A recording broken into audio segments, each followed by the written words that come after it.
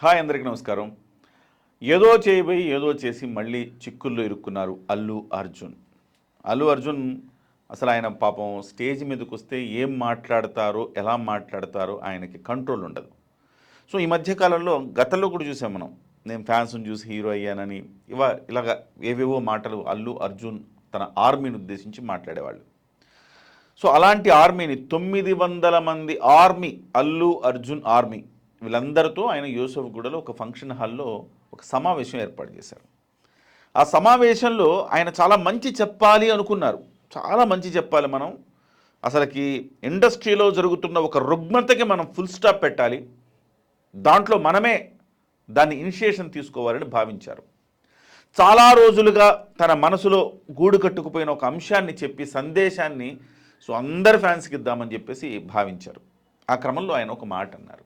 అదేంటంటే, నా ఫ్యాన్స్కి, ఇతరుల ఫ్యాన్స్కి, నా యాంటీ ఫ్యాన్స్కి, నన్ను హేట్ చేసే వాళ్ళకి అందరికీ ఒక విషయం చెప్పాలనుకుంటున్నా. చాలా రోజులుగా ట్రోల్స్ చేసి మీ టైం వేస్ట్ చేసుకోకండి. మీకు నచ్చలేదా వదిలేయండి, మూవ్ ఆన్ అయిపోండి. అంతే తప్ప ఆ విషయం మీద ట్రోల్స్ చేసి మీ సమయాన్ని, డబ్బును వృధా చేసుకోవద్దు. చాలా ప్రొడక్టివ్ అంశాల మీద మీ సమయాన్ని, మీ డబ్బును ఖర్చు పెట్టుకోండి. అది నా ఫ్యాన్స్కి కూడా చెప్తున్నాను. వేరే హీరో ఒకవేళ ఆయన నచ్చకపోతే వదిలేసేయండి. అంతే తప్ప మీరు ట్రోల్స్ చేసి సమయాన్ని వృధా చేసుకోవద్దని చాలా చాలా చాలా మంచి విషయం చెప్పారు. వాస్తవానికి గత కొన్ని రోజులుగా మనం చూస్తూ ఉంటే ఏ సినిమా రిలీజ్ అయినా ఆ సినిమా మీద యాంటీ ఫ్యాన్సే ఫస్ట్ డే చూడడం, దాన్ని ద్వేషిస్తూ పోస్టులు పెట్టడం, సినిమా బాగలేదని చెప్పడం. ఎస్పెషల్లీ మనం పెద్దకి చూసాం. చాలా దారుణమైన ట్రోల్స్ చేశారు. చివరికి గేమ్ చేంజర్ అప్పుడు కూడా బయటకి, అంటే కాపీని బయటకు కూడా రిలీజ్ చేసేసిన పరిస్థితి. అయితే ఇప్పుడు పెద్ద సినిమా అంతర్జాతీయ స్థాయిలో మంచి మన్నలను అందుకునే సినిమా. అలాంటి సినిమాను కూడా కిల్ చేయడానికి ప్రయత్నం చేశారు. నాట్ ఓన్లీ పెద్ద, ప్రతి సినిమాకి ఇలాగే జరుగుతుంది. రాజాసాబ్కి చివరికి బుక్ మై షోకి వెళ్ళేసి అదేదో పనిగట్టుకుని మరి ప్రచారం చేసి 7.4 రేటింగ్ ఇచ్చారు. అన్నీ బాగలేదని చెప్పేసి.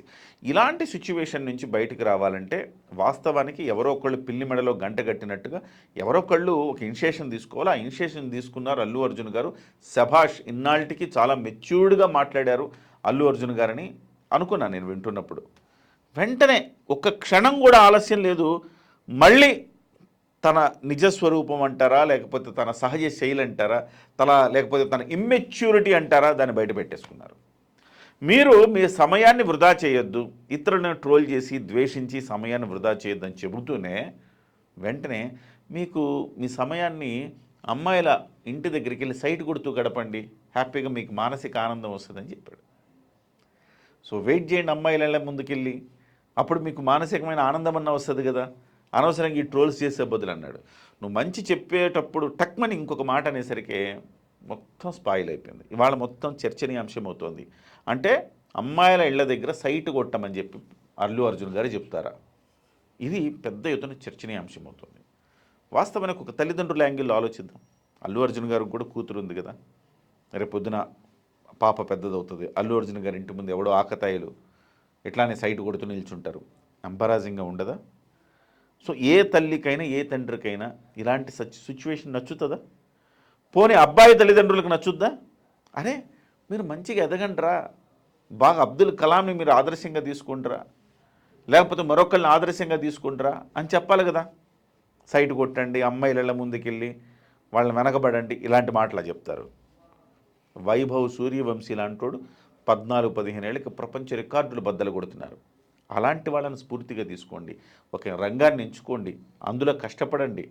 అల్లు అర్జున్ స్ఫూర్తిగా తీసుకుంటారా, చిరంజీవిని స్ఫూర్తిగా తీసుకుంటారా, లేకపోతే ఇంకొకరిని మీ అభిమాన నటుడిని స్ఫూర్తిగా తీసుకోండి, కానీ మీ రంగంలో మీరు మీ అభిమాన నటుడు అంత అవ్వండి అని కదా చెప్పాలి. మీరు ఇంత చౌకబారు వ్యాఖ్యలేంటి అల్లు అర్జున్ గారు?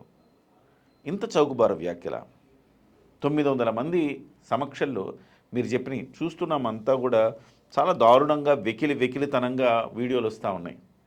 ఇవేనా మీరు చెప్పేది? సభ్యత, సంస్కారం. పైగా మీరు ఒక మంచి చెప్పినా వినేంత సిచ్యువేషన్లో మీ అభిమానులు ఉంటారా అంటే అనుమానమే. కానీ మంచి చెప్పాల్సిన స్థితిలో ఈ రకమైన మాటలు మాట్లాడి మిమ్మల్ని మీరే దిగజార్చారు. మళ్ళొక్కసారి అల్లు అర్జున్ గారికి చాలా మెచ్యూరిటీ వచ్చింది. బహుశా వయసుతో కూడిన మెచ్యూరిటీ ఇదేమో అని అనుకున్నారు చాలామంది. కానీ లేదు లేదు ఆయన మారడుగాక మారడు తగ్గేదే లే అంటాడు అని చెప్పేసి మళ్ళీ మరొకసారి అర్థమైంది. సో డెఫినెట్గా ఇది సమాజం మొత్తం కూడా ఖండిస్తూ ఉంది.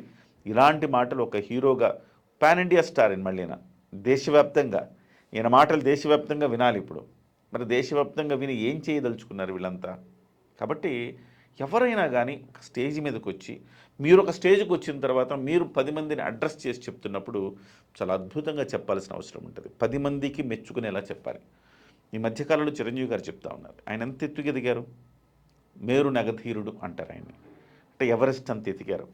ఆయన ఏమన్నారు మొన్న ఒక సమావేశంలో, సతీష్ రెడ్డి గారు డిఆర్డిఓ సైంటిస్ట్ సతీష్ రెడ్డి గారికి సన్మానం జరుగుతున్నప్పుడు ఆయన ఒక అద్భుతమైన మాటలు మాట్లాడారు. నేను ఇంత పెద్ద వ్యక్తుల మధ్య చాలా చిన్నగా కనపడుతున్నా నాకు నేను అని చెప్పారు. అంటే తనను తాను తగ్గించుకున్నవాడు హెచ్చింపబడతాడు అని చెప్పేసి బైబిల్లో చెప్పినట్టుగా ఎక్కడైనా అంతే, భగవద్గీతలో చెప్పినా లేకపోతే ఇంకోటి చెప్పినా డౌన్ టు ఎర్త్ ఉండాల. ఆ డౌన్ టు ఎర్త్ అంటే కనీసం మీ మామయ్య గారిని చూసి నేర్చుకోలేదా? మీ మామయ్య గారిని చూసి నటన మాత్రమే నేర్చుకున్నారా? లేకపోతే ఆయన సంస్కారం నేర్చుకోలేదా? ఇది ఇవాళ నిజంగా చెప్పాలంటే నటన అద్భుతంగా చేస్తున్నాడు అల్లు అర్జున్, చాలా నేర్చుకున్నాడు. సో వాళ్ళ మామ స్థాయిలో ఆయన, వాళ్ళ మామలాగా ఈయన కూడా నటనలో మంచి పేరు తెచ్చుకున్నాడు, బాగుంది. కానీ వాళ్ళ మామలాగా సంస్కారం కూడా తెచ్చుకుంటే బాగుంటుంది.